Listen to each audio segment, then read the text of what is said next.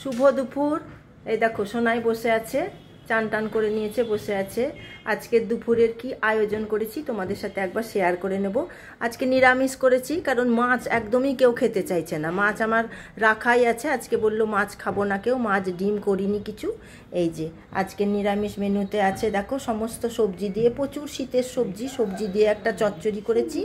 আর এটা হয়েছে একটা বিট, ফুলকপি আর আলু ভাজা। গাজরটা শেষ হয়ে গেছে, গাজর দিইনি। তাছাড়া এই ভাজাটা আমার প্রায়ই হয়, সবাই খুব পছন্দ করে। আর এটা হয়েছে পটল ভাজা, আর হয়েছে মুগের ডাল, আর আলু কপির তরকারি। এই দেখো এই ছিল আজকের লাঞ্চের নিরামিষ মেনু। আজকে নিরামিষই বানালাম, কেউ মাছ মাংস খেতে চাইছে না। আবার তখন কালকে কিছু করব, পরশু দিনকে তো আবার নিরামিষ হবেই শনিবারে। এই যে সোনা পাপা বসে গেছে খেতে।